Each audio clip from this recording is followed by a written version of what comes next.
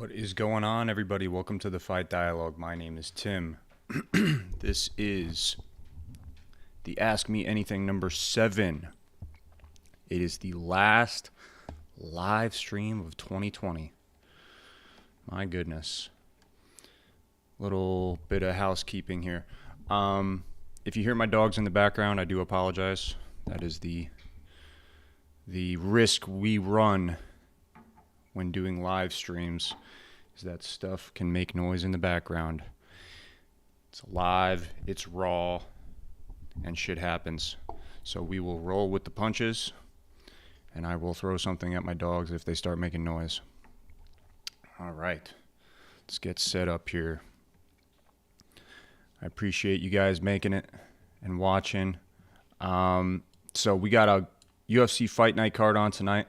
Definitely plan on talking about that. And of course, we can talk about anything, really. I do apologize. I got a little bit of a glare on my screen right now. It's nothing too crazy. What's up, Al?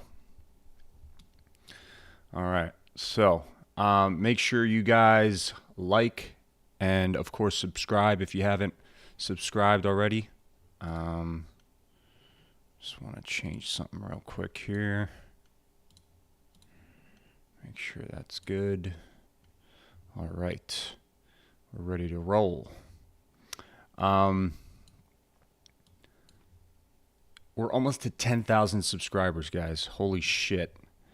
We went from like 6,000 to 9,000 in a very short amount of time.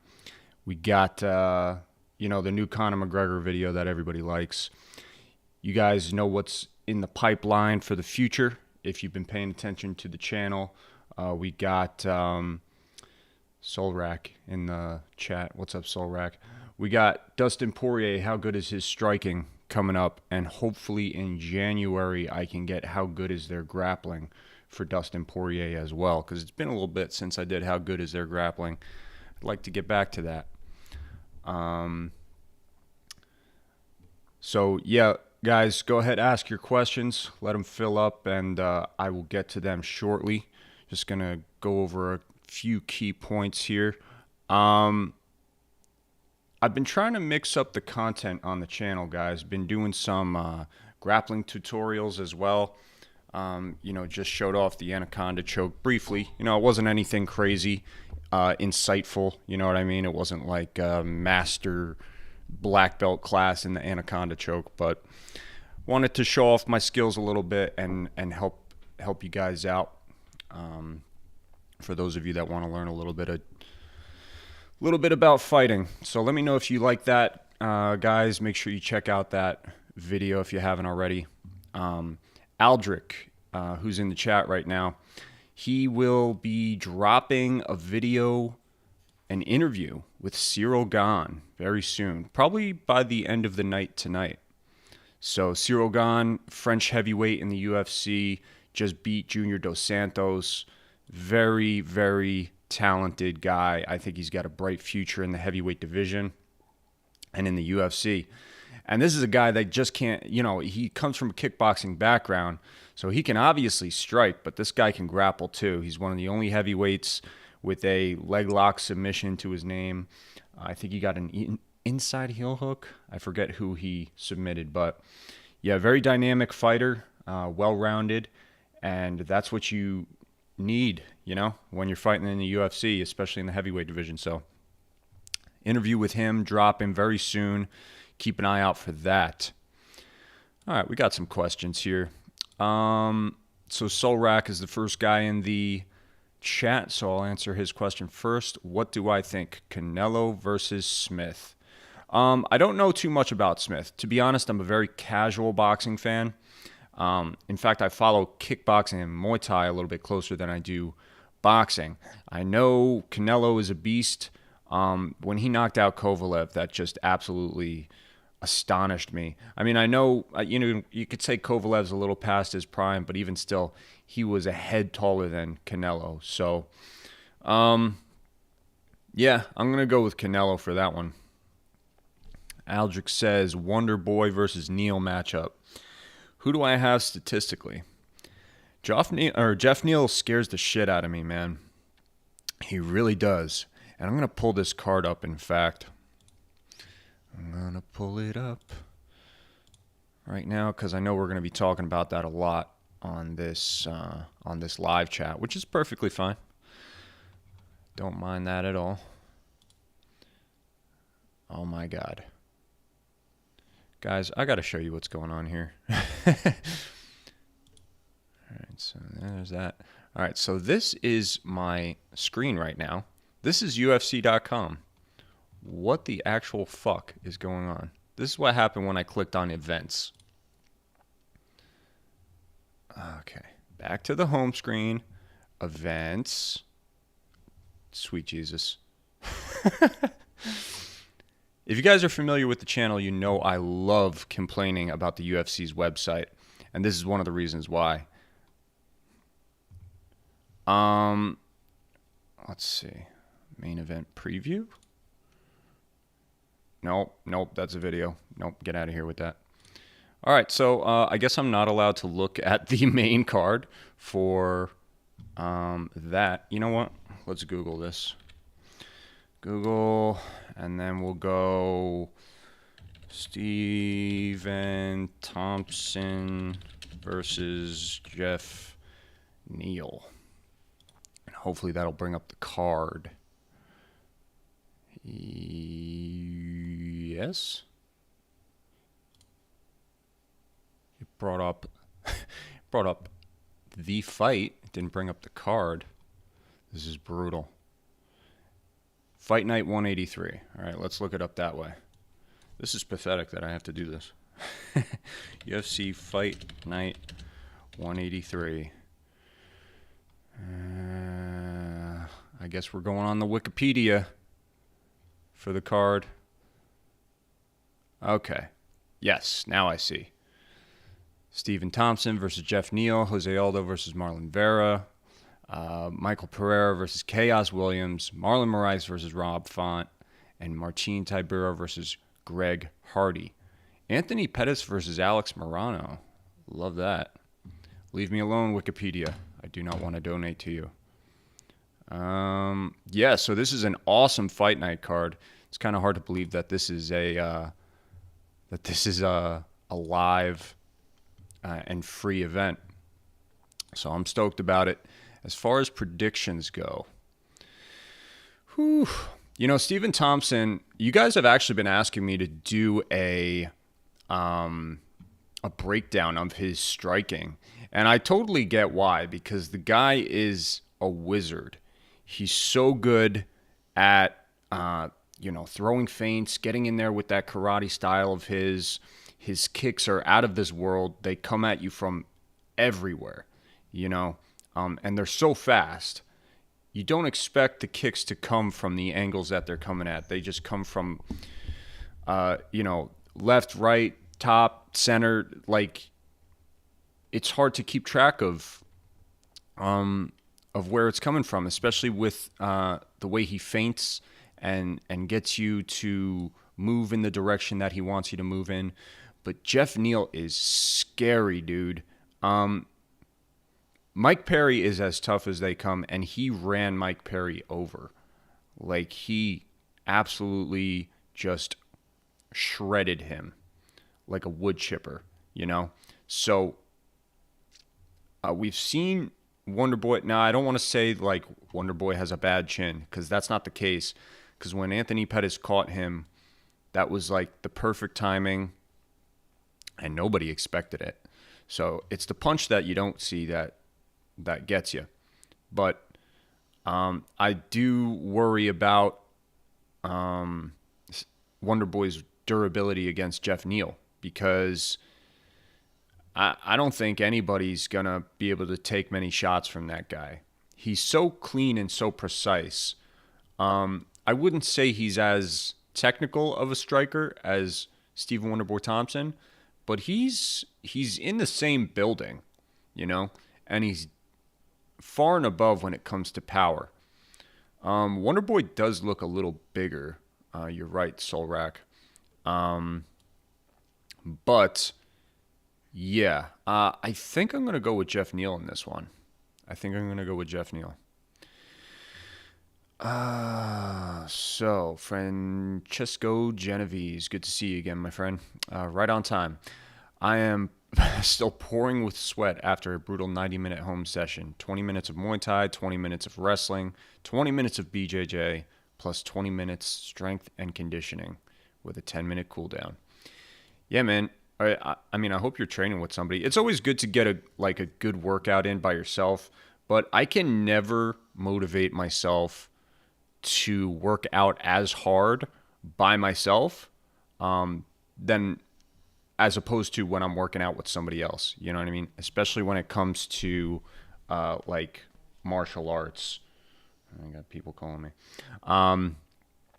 So like if I'm lifting weights, obviously I'll do that by myself. But even if I'm lifting weights with somebody else, it's just that like that motivation factor. Like you're always trying to one up the guy that you're training with, and you get just such a better workout. So I'm curious if you're working out with somebody at home. I wish I had like a brother my age. My brother is a lot younger than me, and I've been trying to get him into jujitsu. I don't know. I don't know if he really likes it. He seems, he's gone to jujitsu with me a couple times. He's trained with me a couple times, but I don't know if he likes it the way I do. But I swear to God, man, if I had like a brother or somebody my age that lived close by that did martial arts training, I would have them over my house every day if I could. Solrak, can you cover boxing? Like I said, man, I'm like more of a casual boxing fan. I like to watch the big cards, Tyson Fury, Deontay Wilder, Canelo, Mayweather, Triple G. That Triple G card looks good.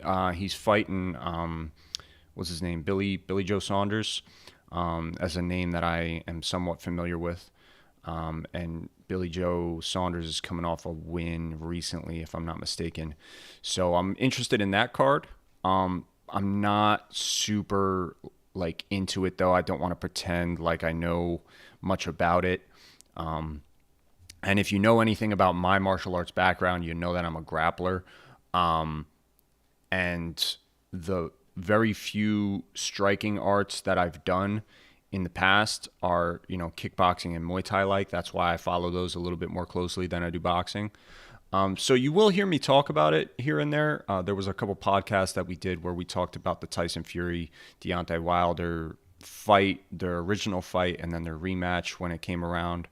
And of course, McGregor when he fought Mayweather and all that stuff. So I talk about it sometimes, but I just don't know enough about it, and I don't want to pretend like I do. I don't want to mislead people and make them think it's a boxing channel because I just don't know enough about it. Solrak says, do you think Logan Paul versus Michael Bisping is a fair boxing fight? Oh, man, there's so much wrong with that. Logan Paul is a young, athletic guy who's very strong. Michael Bisping is leagues ahead of him in terms of technique and skill. Probably about the same in terms of athleticism. But the age factor is actually the biggest discrepancy. And probably experience too. But I'm not trying to say that Logan Paul will beat Michael Bisping, but I don't think Michael Bisping should be fighting anybody at this point in his career. With the health problems he's had with his eyes and all that, like he's only got one good eye left. And you're gonna risk that. You're gonna risk your sight and seeing your children to fight this idiot Logan Paul. And I don't want to shit all over Logan Paul because, like I said, he has some skill in boxing and he's a very athletic guy. And, when you put, strength, speed, and athleticism and you marry that to at least a little bit of skill, you do have a dangerous person in front of you. Like Michael Bisping would be a fool to just take him lightly. And, everybody has a puncher's chance. When you're that strong and you actually know the mechanics of punching, everybody's got a puncher's chance. So, Do I think it's a fair fight? It's more fair than the Mayweather Paul fight, for sure.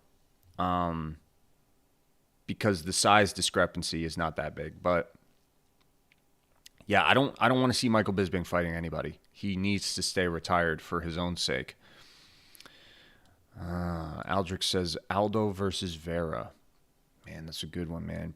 Chito Vera's looked real good lately. And I honestly think he would have won that fight against Sean O'Malley, because it was very smart of him to kick the legs the way he did. Aldo's definitely his biggest test to date, though. And Aldo hasn't looked bad. Like, his loss to Peter Yan, like, he still got his licks in. You know what I mean? He still got some good offense in there against a much younger and arguably more dynamic fighter.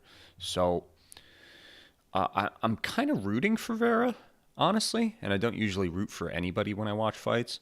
I'm kind of rooting for Vera for some reason, and but I honestly think Aldo might edge it out in the decision. All right, what else we got here? Solrak says my bro is scared too. Scared for Bisping. Yeah, that's what I'm saying, man. I don't want to see anybody lose their eyesight. You know. Peyton Bishop, what's up, man? Who do you think will get the vacant lightweight title? Me and Aldrich were talking about this on the last podcast. Even though the UFC doesn't do tournaments anymore, and they haven't since the flyweight division was brought in, the men's flyweight division, they haven't done a traditional tournament like that since then. But that's basically what needs to happen, whether they call it a tournament or not, to determine who the lightweight champion should be. And I think it needs to be, because it's obviously going to be Conor versus Poirier this January. I think that should be for, at the very least, an interim title, because we don't know what's going on with Khabib. We don't know if he's retired, if he's on hiatus, if he's pulling a GSP or what, or if he's going to come back for one more fight and it's not going to be for the title anyway, in which case we need a new lightweight champion. So the Poirier-McGregor fight needs to be for something, whether it be interim titles, and I'm not a fan of interim titles, so don't jump down my throat, but in this case, when you have a champion who doesn't know what they want to do, retire, leave, whatever, you have to have an interim title. That, or it should just be for the title. And then we need to have Gaethje versus Michael Chandler. Okay, I want to see that. That's a perfect guy for Michael Chandler to fight in his first UFC fight. Some would say it's a tall task, and I would agree. But I think Michael Chandler's up to the task, and I think it'll be a good fight, win or lose. So those guys need to fight, and then the winner of that fight needs to fight Charles Oliveira, because Charles Oliveira is right there, and I don't want to see Charles Oliveira sit around for too long. I'm not sure when that Gaethje-Chandler fight is supposed to happen, or even if it's official yet. I know it was rumored. But I would like to see Oliveira fight the winner of that, and then the winner of the Oliveira and other guy fight will fight the winner of McGregor-Poirier. But I think McGregor-Poirier needs to be for a title, whether it's undisputed or interim, and then the other two fights will be leading up to fight the winner of that. So it's kind of a tournament the way we were structuring it in our minds, but all roads lead to kind of the same place, and all those guys at the top need to kind of fight each other, because that's who we're looking at right now is McGregor, Poirier, Chandler, Gaethje's still in the picture even though he's still lost. Oliveira definitely. He's been super impressive lately. And Tony Ferguson, he's he needs to get another win or so in order to be back in the title picture, but he's always a dangerous top contender. Always a dangerous top contender. I'm sorry, guys. I'm spending a little bit too much time on these questions. I'm going to try to get to all your questions as usual. If you want to support the channel and do a super chat, I am perfectly okay with that. But I will answer all your questions for free. It's just going to take me some time to get through all of them. All right. Let me find my place. That was Peyton Bishop's question. Good question. Francesco Genovese, my motivation is, or he says, that is my motivation. I train alone at home, but just looking back at where I started, looking at what I did, what I've accomplished, it gives me the power and the fire to keep grinding. Yeah, man, sometimes I have the motivation to push myself, sometimes, but I cannot reliably, I can't rely on myself to be my own motivator 100% of the time. That's why I love when I train, I love training with other people, because I know if I can't motivate myself to keep going, I know that my training partners will. So, but if you can motivate yourself to push through a workout and push through a training session, that's some willpower, man. Keep it up. Soul Rack, Sean O'Malley hasn't come back since Vera. You think he'll be as good as he claims he is? Sean O'Malley is and we've talked about Sean O'Malley a lot on this channel. He's kind of a special case, right? Because we all see it. I don't want to say we all bought into the hype, but we could all see that he was a talented fighter. Whether or not he could reach the upper echelon of the division and fight for the title, that was what was in question. But I don't think it's in question at all that he is a very talented striker, and his grappling is coming along quite well also.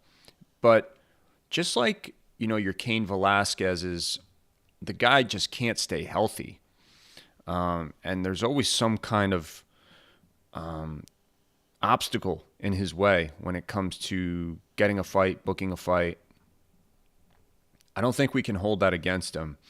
And it's impossible to know for sure what happened in the Vera fight, whether it was a pre-existing injury that got jacked back up, if he rolled his ankle and injured himself during the fight, or if, it's just not an injury, but just a nagging ache and pain that's never going to go away, because I know exactly what those are like. It's hard to say.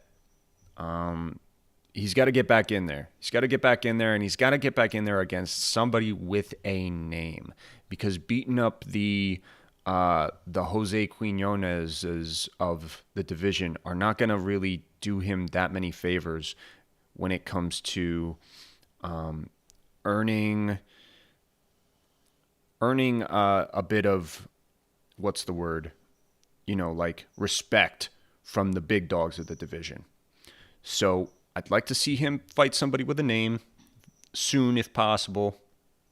And then I think he'll be right back in there in the title picture. Ryan Dunleavy.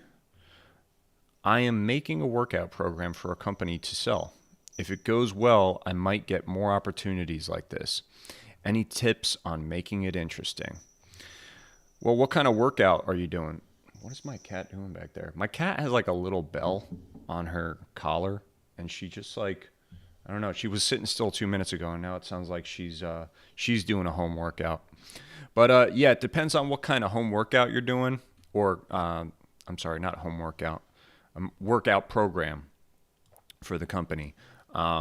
It depends on what it is. Is it like a martial arts based workout program, or is it like a weightlifting program? Because I think there's plenty of ways to make the martial arts workout program interesting. And even if it's not a martial arts workout program, I think incorporating martial arts into just a regular workout program is definitely something that spices it up. I think that's why you have so many like kickboxing fitness classes where you're not really kickboxing, but there's like elements of kicking and punching in it. Because it keeps people interested. People people like to be doing something while they're working out. Because I know when I lift weights, I'm like, I'm lifting weights. Like it doesn't do anything for me. But when I'm doing like calisthenics, or I'm hitting the punching bag, or I'm rolling around on the ground, like doing jujitsu movements, I'm like, okay, this is not only making me stronger, faster, better, with better cardio, it's also teaching me how to move correctly in a fight. It's teaching me how to, control my muscles when I move my arms and legs this way. You know what I mean? So I think incorporating different elements of sports and martial arts is definitely a good way to interest more people when you're talking about like a workout program. Andres Perez, what is more important in UFC, boxing or BJJ? Neither, because you see the result of being one-dimensional. The grapplers, the talented grapplers, they can make it pretty far in MMA, but they're gonna hit a roadblock eventually when they come up against a really good striker with really good takedown defense. It's inevitable. They're gonna get smashed.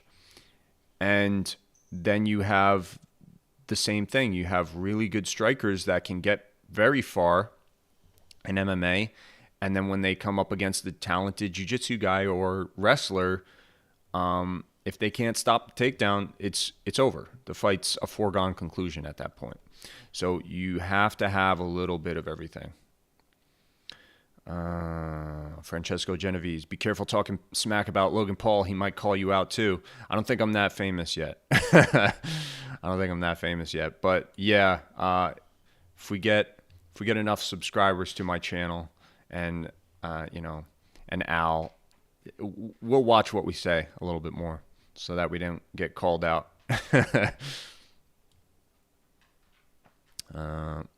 Bruce Bob Trotter, cool name. Bob Trotter. Thoughts on Nate Quarry class action lawsuit? Oh yeah, that's the thing with Kung Lee and all those guys, and John Fitch as well too. We did an interview with John Fitch. He spoke a little bit about that. Yeah, I know that the UFC, they're pretty sleazy with the way they do business. And I'm not defending the UFC at all. But I actually don't know too much about the lawsuit itself to really comment on it. But I think the fighters are definitely in the right. That it is well within their right to go after the UFC for this. Because, for years and years and years, they're kind of forcing these fighters to do their bidding without compensating them properly. And when I say force, I mean nobody was forcing these fighters at gunpoint to compete for the amount of money that they were competing for and under the conditions that they were competing in. But when you are the marquee organization in the sport, and the only way to like legitimately make a living off of fighting, I'm not just saying like get a good paycheck, because there's a lot of UFC fighters that don't get a good paycheck, but in order to at least make a living off of MMA and not have to work a side job or do some type of side hustle, you have to fight for these major organizations. And back in the day, when Nate Quarry was fighting, Pride was, on the downward spiral and, gone. Strikeforce was still too small time. Those guys weren't making a lot of money except at the very top of the line headliner cards. And you didn't really have Bellator. Bellator wasn't that big back then. You didn't have ONE FC back then. So for a lot of these fighters, their only choice was to fight for the UFC if they wanted to make a living off of fighting professionally. And the UFC used that to their advantage to just get them to do what they wanted when they wanted. So like I said, to circle back, not to ramble on and be long-winded, but um, it's well within the fighter's right to kind of go after the UFC for those reasons. But I do worry, I do worry what damage it might do to the sport if the UFC loses that lawsuit.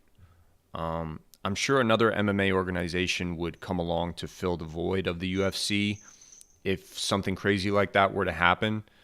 Um, but I love this sport, and for as much sleazy shit as the UFC does, they made this sport what it is today, and they are leading the charge when it comes to the progression of the sport. Maybe not the financial progression of the fighters, but the progression of the sport, and its viability in mainstream and everything else. So, yeah, that's what I'll say about that. Is that good for these fighters to do that, but I am worried about the future of the sport sometimes when it comes to lawsuits and legality and stuff like that. Solrak, you think Tony is about done? I think he's definitely past his prime. I think he's definitely past his prime. And we kind of thought like that going into the Justin Gaethje fight. But I do want to say one important thing. I made a video right before that Justin Gaethje Tony Ferguson fight because I really didn't think it should have happened, given the circumstances with which it took place under. You had the coronavirus, and this was when no sports were going on. Absolutely no sports. It was just the UFC, and the UFC was kind of just like, I don't know if they were flying under the radar or if they were paying somebody off in order to make those fights happen during the peak of the pandemic. But I can only imagine how difficult it was to train for that fight, especially since Khabib had to pull out last minute. So you had the switch up in opponent, and then the difficulties in which they had to train under. I'm sure they didn't have the millions of people, not millions, but dozens of people and fighters in their camp like they usually do because of social distancing and all that stuff. So, and Tony said it right after this this fight against Oliveira, is that he hasn't had a normal camp, a normal build up to the fight since since 2 fights ago. So I kind of get where he's coming from in that. And yeah, maybe he is past his prime, but even in his current state,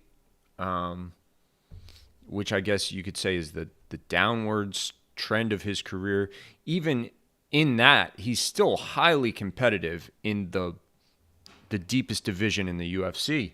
So is he done fighting in MMA? No, I don't think he should retire, if that's what you mean by that question. But will he ever compete for the title again? I'm going to say no. I'm going to say probably not. Andres Perez. Adesanya versus Prime Silva. Who do you think would win? See, that's an interesting one because has Adesanya hit his prime yet? I think that's what we would need to know in order to answer that question accurately. Because what you're really asking is Prime Anderson Silva versus Prime Adesanya. But that's assuming Adesanya's in his prime right now, which he could be. But what if he's not? That would be crazy. Prime Anderson Silva versus Adesanya right now, that would be an amazing fight, honestly. I think Adesanya's feints are better than Anderson Silva's. I think that I think that Adesanya is more elusive than Anderson Silva. And the beauty of Anderson Silva's striking came from the fact that he always knew what his opponents were going to do. That's why he would drop his hands and let them hit him or not hit him. Some were too afraid to hit him when he did stuff like that. But Anderson Silva could read their reactions. He could read their offensive rhythm, so he would drop his hands, let them do their thing, and as they would come in, he would counter them. It's hard to do that against Adesanya. It's really hard to do that. I don't know if there's anybody that can, because he just throws so many feints. He throws so many weird things at you, weird angles. Everything's coming from a different spot. He's got so many tools. So I honestly think Adesanya would still beat Anderson Silva if they fought both in their primes. Oh, God, I'm getting behind again. Okay, Aldrich. Thoughts on Oliveira's performance? Oliveira's a beast. I can't believe I honestly didn't think he would be able to submit Tony. And to be fair, he didn't, technically. But anybody else on planet Earth would have tapped to that armbar. So, of course, Oliveira is an amazing grappler, but so is Tony. And he made Tony look like shit on the ground. So, I was really impressed by that. Bruce Bob Trotter, the Bronx most underrated fighter in the UFC, probably. Well, I mean, he's definitely getting the attention he deserves now. Maybe before that Tony Ferguson fight, but I think now he's on everybody's radar. Where was I? Aldrich says Oliveira deserves a title shot. Yeah, and that's what I was talking about before. Like, he's definitely in that picture, in that little tournament thing that we've got thought up. Okay, Solrak, Connor and Dustin are fighting at 170, though, aren't they? No, I don't think they are. I think they're fighting at 155. I think they wanted to fight at 170 when they were first doing their little charity whatever, where it was like, oh, you come over my house and we'll beat the shit out of each other and then donate to your, whatever. I think they wanted to do 170 for that, but now that it's the UFC putting it on, I think the UFC twisted both their arms a little bit and want them to do it at 155. And even if they were still reluctant about it at that point, I think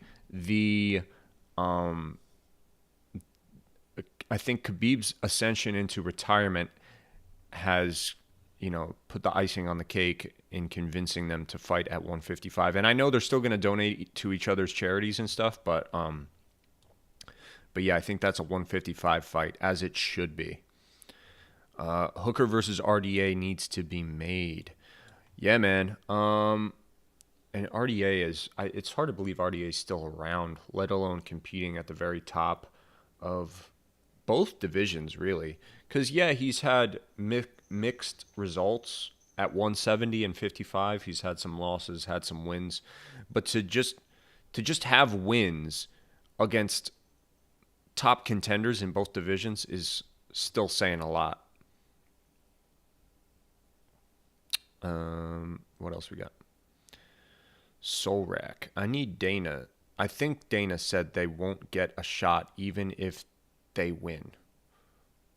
Well, that would be upsetting. I'm assuming you're talking about the Conor and Poirier fight still. Because honestly, those guys are the ones in the forefront of my mind for a title shot. But the UFC has their own agenda, of course. YouTube Normie. What's your martial arts background?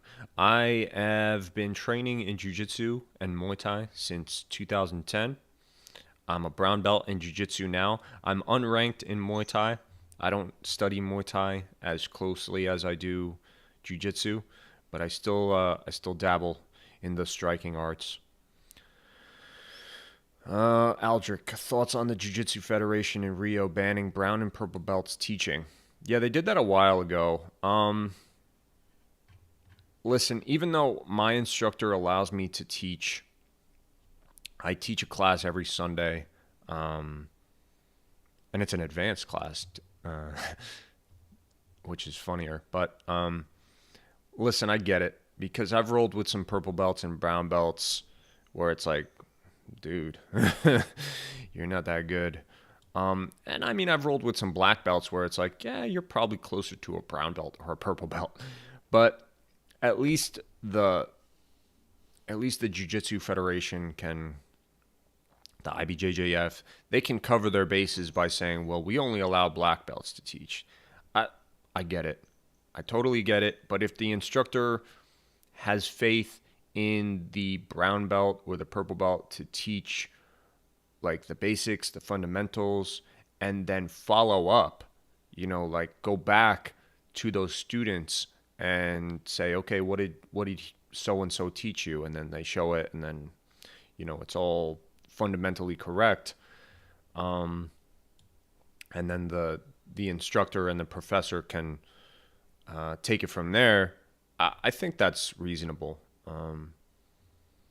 But I definitely don't think purple belts and brown belts should be promoting other people. Like, I would never, ever, ever try to promote anybody. I would never give anybody a stripe or anything like that. Like, I would like if I saw somebody was doing very well, like if I had like a really good roll with a blue belt, I would say to my professor, like, hey, such and such is doing really good lately. Like, he's giving me some tough rolls. That's the extent of what I would say. I wouldn't say, oh, you need to promote this guy because he's really good. And I definitely wouldn't take it upon myself to promote that person. So I understand it in that regard. Francesco Genovese, have you seen the plethora of names Jake Paul called out on his Twitter? I mean, it's hilarious as hell. Yeah, the guy's a troll.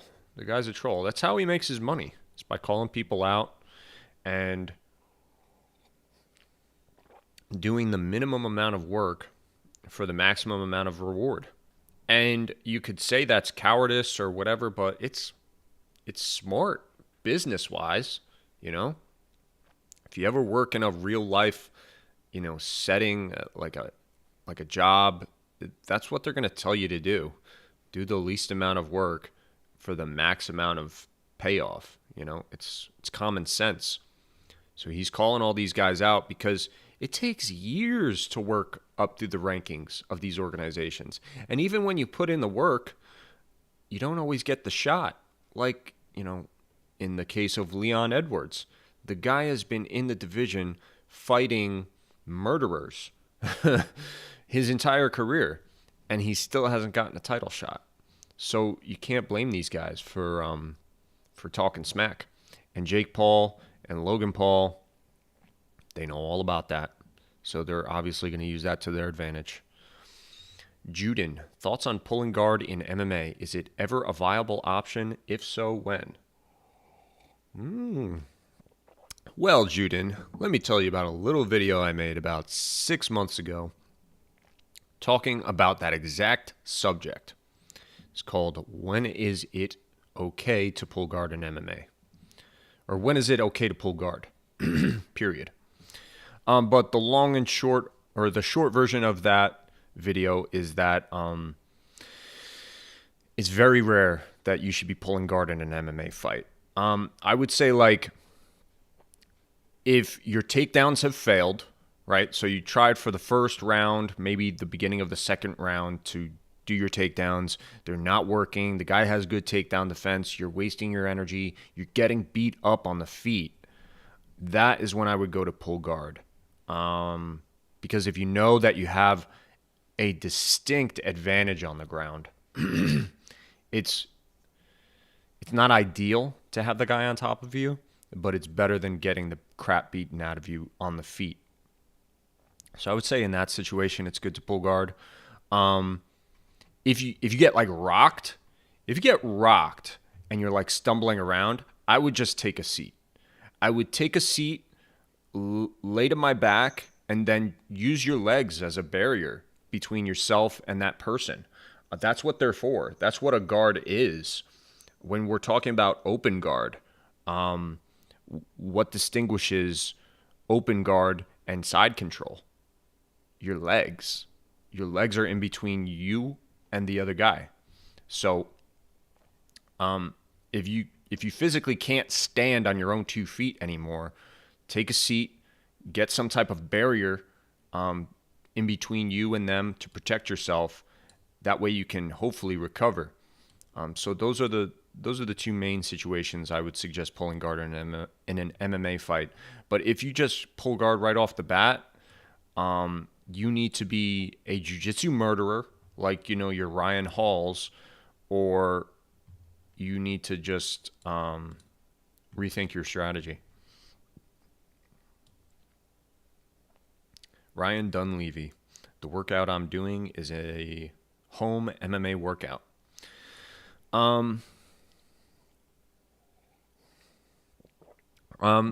Maybe mixing in. So his question was from before. He was asking how to make his MMA home workout more interesting. I would say incorporating things that real MMA fighters do.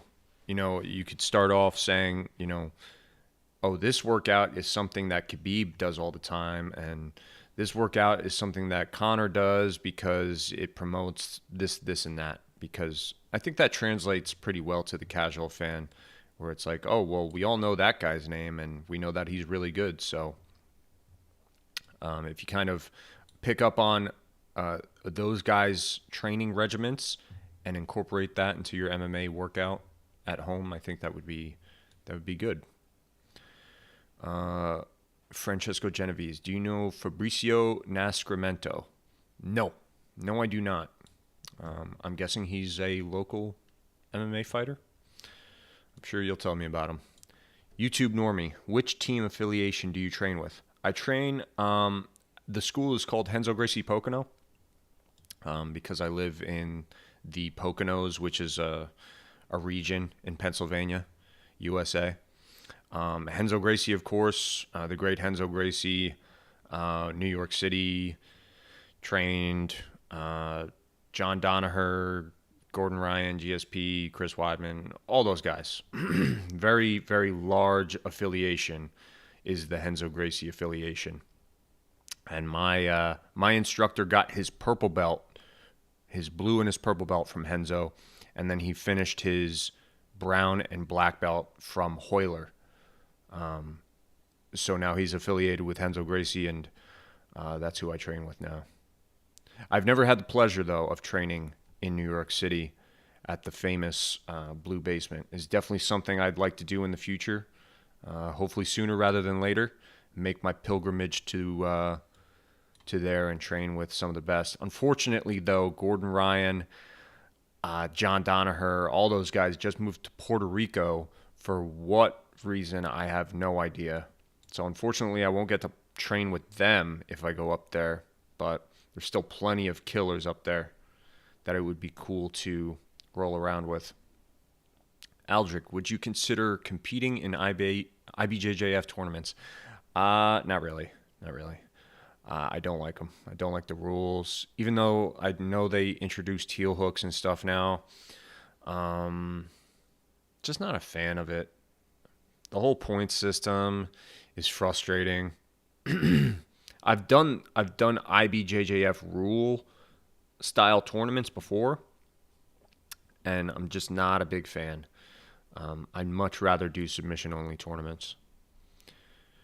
Andres Perez, why wrestlers are tougher than kickboxers? In kickboxing, you need endurance, cardio, and you get hit. However, at least in the UFC, we are seeing guys like Khabib being tougher than strikers. By tougher, do you mean more durable? Listen, wrestlers, at least in America, high school wrestlers are just, it's bred into them. High school and college wrestlers, that toughness is bred into them. because if you go to a wrestling class or a wrestling session after school and you watch what these guys do, it's not just martial arts training. It's strength training. It's endurance training. It's character building. Like the things that they make these guys do. It's almost like a boot camp. Some of the wrestling things I've seen, they're like boot camp in the military. So I definitely can see why that toughens you up. Striking and jiu-jitsu, you can have stuff like that, but it's not as widespread. You don't see it at every single jiu-jitsu class, at every single kickboxing class. You will almost always see that in a wrestling class. That just hard-nosed, tough, military-esque like training. So I can see why that would be like the pace of wrestling is so much faster and so much explosive than many martial arts. So you need to be tough in order to hang in there in a wrestling tournament.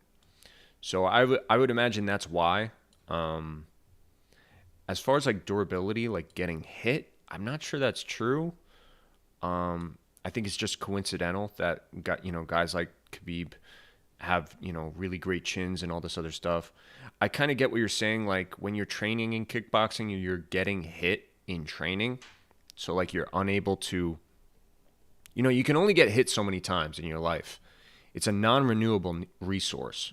You can only be hit so many times in your life. So if you're getting hit constantly while you're training, you're going to be that much less durable in an actual professional fight. Whereas these wrestlers, they're not getting hit all the time because, most of their training is wrestling. So when they get hit in a professional fight, they're able to take it a little bit better, I suppose. What else do we got here? Another one from Andreas Perez. If you do not understand something, it's because, well, you can see it in my name that I am not a native speaker. No, I can completely understand what you're talking about, dude. You're all good. Your English is fine. I think I got the basics of that last question you had. Aldrich, Combat Jiu-Jitsu and Submission Underground cards tomorrow on Fight Pass. Yeah, that's a great point. Combat Jiu-Jitsu, I love watching that. I'm not sure who it's going to be this time. The lightweights or welterweights. And the Submission Underground cards are always fun to watch. Love it. Vadid Chichek. I'm sorry. I tried my best. You Eastern Europeans, your names are quite hard to pronounce for English speakers. But he says, hi, I'm from Bosnia and Herzegovina. Do you know where that is? Yes, I do know where that is. Yes, I do. We got some great Bosnian fighters in the UFC coming up that I'm interested in watching. So it's a pretty cool place from what I understand. Love to learn more about it. Juden, what level of skill would you recommend somebody to be before they take their first fight or tournament? I suppose it depends on the level of fight you are entering into. Like, you definitely should not skip your amateur career. And I don't think that's something you can do in most places. I think you have to have one amateur fight before you go pro. And I think that's an athletic commission thing, at least here in the States. I don't think they're going to let you go pro if you have no amateur fights. So I'm assuming you're talking about amateur fights. I mean, I don't know how it works. I've never fought amateur. I've never fought professionally. I've done martial arts. I've done martial arts tournaments, but I've never fought in a professional fight, MMA or boxing. So I might be the wrong person to give you the advice on this, but I would say, like, if I was going into an MMA fight, even if it was just my first amateur fight, I would want to know what the other guy was in terms of his record and rank. You know what I mean? Because sometimes those promoters will do you dirty, man. They'd be like, "Oh yeah, this guy's 0-1," but he's 0-1 because he himself fought a killer in his first fight, and he's a jiu-jitsu black belt that's gonna rip your head off. You know, so you got to be careful with stuff like that. As far as what rank you should be, I think you have to have at least a year experience in something, at least a year's worth of experience in something. If we're talking about MMA, you want a year's worth of experience in both. Because you have these freak athletes that transition from other sports that have never boxed a day in their life, and all of a sudden they're like good kickboxers. Aldrich, when he's got an interview coming up with Cyril Gane, heavyweight, just won against Junior Dos Santos, one of the best heavyweights of all time. The guy only trained in kickboxing for a few years before he started fighting professionally. And then he only trained in MMA for 1 year before he got into the UFC. So, it all depends on the person. But I personally would not go into an amateur MMA fight unless I had a year's worth of experience in both arts, grappling and striking. And then do your research on the guy you're fighting, because you don't want to get screwed by the promoter. And make sure you check out that interview coming up. Cyril Gane, he's a killer. Francesco Genovese. Geez, I lost 57 pounds and I'm 15 pounds from my peak physical shape. Came a long way. Yeah, dude, that's a ton of weight. Holy crap. Keep going. Mo Ra. How do you see Yoel doing in Bellator? I think he's going to kill most people in Bellator. I'd like to see him versus Mousasi. That'll probably be the fight to make. And I think that'll be a good fight.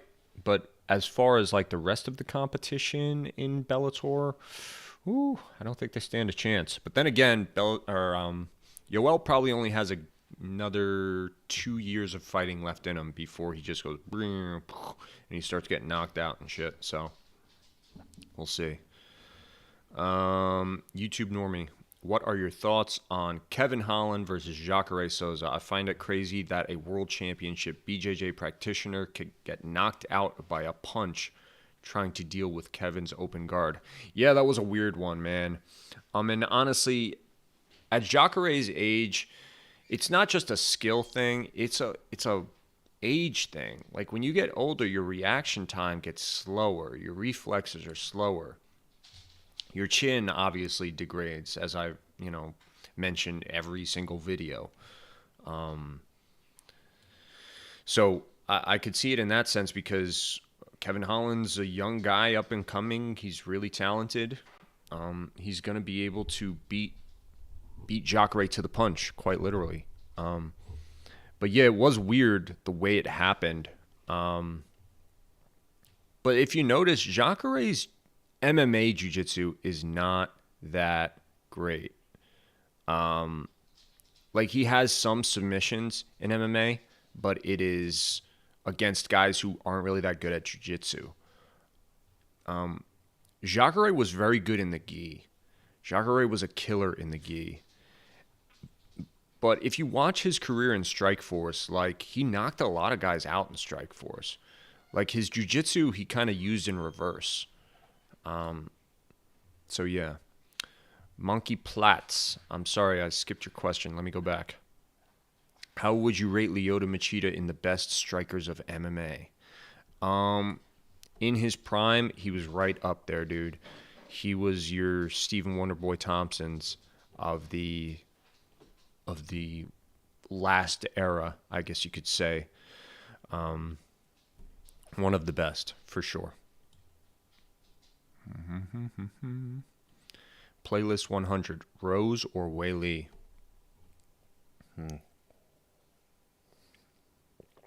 Excellent question.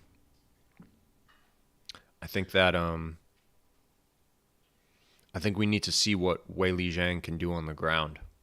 I haven't seen enough of it. She has excellent takedown defense. She can get up really fast if she is taken down, and her striking is phenomenal. She's much faster than Rose, that's for sure. Probably more explosive as well. But yeah, I want to see what she can do on the ground. Because as it stands right now, I think if Rose gets her to the ground at all, even if she jumps guard, I mean, Rose has done flying armbar. She has win by flying armbar in Invicta. So she's a killer on the ground, and she can get it to the ground in unorthodox ways. So I'm going to pick Rose based on that. And that's assuming that Rose's grappling is better. Because she can hang with Weili on the feet. Maybe Weili Zhang can beat her on the feet, but she can definitely hang in there with her on the feet. She's not going to get steamrolled by Weili Zhang like Jessica Andrade did. Tail of the Tape, what's up, man? Good to see you. Tail of the Tape, go check out that guy's channel. It's been a while since he put out a video. He's very disappointing. He's disappointing me, guys. I miss his videos. But go check out his channel. He's got a great channel. How do you think Charles Oliveira fares against the best of the top fighters in 155? I think he needs to fight for the title next, honestly. I think he's one of the best. All right, guys, we're going to do a few more questions. Then I got to get out of here. I got work in a little bit. What martial arts do you practice? I study Muay Thai and Jiu-Jitsu. Bob 22. What is your take on Tony Ferguson's future, and how do you think Prime Tony versus Prime Khabib will go? The fight that never happened. Like I was saying earlier in the stream, I think Tony Ferguson definitely still has a future in MMA. He can definitely still beat a lot of great guys. I don't know if he'll ever fight for the title again, though. As far as Prime Tony versus Prime Khabib, I made a video not long ago about this. I think that Khabib would still win in most scenarios against Tony, but the one thing about Tony is he always finds a way to cut dudes with those elbows. He even did it against Oliveira. And I could definitely see Khabib taking him down and Tony just elbowing the shit out of his forehead from inside the guard and them stopping the fight via doctor stoppage with a cut. Could definitely see that. I mean, honestly, that could even happen against a non-prime Tony Ferguson, because Tony Ferguson is still dangerous with those elbows. Francesco, what is the hardest strike or submission attempt you ever dealt with during sparring or rolling? Did it hurt you bad, but you recovered and stayed in it, or you got knocked out and submitted? Well, as far as the hardest strike I've ever experienced, liver strikes. Liver strikes are devastating. Every time I've ever been hit to the liver, I dropped immediately. Could not continue. It's horrible. You get the wind knocked out of you, first of all, because you get that sensation where you can't like intake breath. And then if you get hit hard enough in the liver, your body involuntarily drops to the floor. Because what happens is your blood pressure drops when you get hit and you're getting hit in your organ, a vital organ. So your blood pressure drops. And your body's natural fix for that, your body's natural reaction to having a drastic and immediate drop in blood pressure is to lay down on the ground. Because if you lay down on the ground, then gravity will help blood flow back up to your head. Okay? Because if you don't have blood flowing to the head, you die, right? So a little bit of science there for you guys. That's what happens when you get hit to the body. As far as submissions go, I've been caught in some nasty submissions before. I got caught in an Americana once that completely cracked my whole shit. Like, my whole shoulder cracked. And it's one of those pains where it's like, you feel it immediately and it's alarming. because when I got put in the Americana, the arm twisted. The guy cranked on it way too fast. He cranked on it really hard, and I screamed because it fucking hurt. But as soon as he let it go, it it felt like okay. Like I felt it crack. It obviously hurt. I screamed from it involuntarily. But like it felt okay when he let go of it. Like it felt like jello, but it wasn't like throbbing in pain after the fact. Of course, the next day and then for the next weeks, it hurt. You know, it was sore, but that initial pain was one of the worst things I've ever felt, like experienced in that moment from a submission. I did get caught in a Darce choke one time that it honestly didn't hurt that bad, but when I got caught in it, I heard like popping in my neck, and it turns out, yeah, it slipped some discs in my neck. So that was one of the worst like long-term pains I've ever experienced in my life. I mean, to this day, I have problems with my neck. And I've gotten surgery and everything to fix it, and it still gives me problems. So that is one of like the worst long-term pains. My dogs are going crazy back there. So yeah, I told you they would. What else we got? A few more questions. That was a good question by Francesco. Oliveira versus McGregor. If it makes it out of the first round, I got Oliveira. James Warner. What fight do you want to see the most in 2021? Ooh, I would like to see John Jones fight Stipe in 2021. I think that would be awesome. RK, good to see you again, man. What do you think are the top 5 most well-rounded and technically versed fighters, considering physical attributes, speed, strength, endurance, etc.? The striking and grappling game and the fight IQ. GSP, Khabib, Adesanya. Trying to think of past champions. John Jones, how could I forget? John Jones, definitely most well-rounded. And one more. Probably Randy Couture. Those are the most well-rounded, most physically gifted fighters in their primes that you could possibly create. Who do I think is the GOAT? Oh, man. My answer has changed a couple times over the years. For the longest time, I said Anderson Silva. Now I'm kind of leaning towards John Jones, but GSP, he really doesn't have that many bad marks on his record. I'm going to go with GSP to be safe. Bob22, when will you do a video on how good prime Anderson Silva is and prime Cro Cop striking? God, Cro Cop was my favorite fighter back in the day. Cro Cop kind of got me into the UFC, honestly. I'd love to do videos on that, but you do notice that I try to keep it somewhat relative, like recent fighters. And it doesn't necessarily have to be recent, like in terms of like a recent fight, but recent in the news. Because I got a YouTube channel to run, guys. I got to get them views. You know what I'm talking about? So, yeah, if like a fighter is kind of trending, I'll make a video about them. It's recency bias, whatever.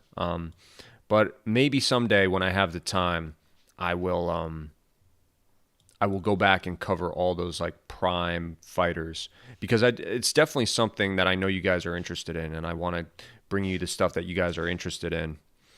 But I'm also trying to grow the channel and stuff, and make it so that I'm doing stuff that's trending. Sounds like my dog is having an allergic reaction back there. Francesco says, I got knocked out once for the first time in my life. Not in the cage, though, but in a very bad car crash. It's a very odd sensation.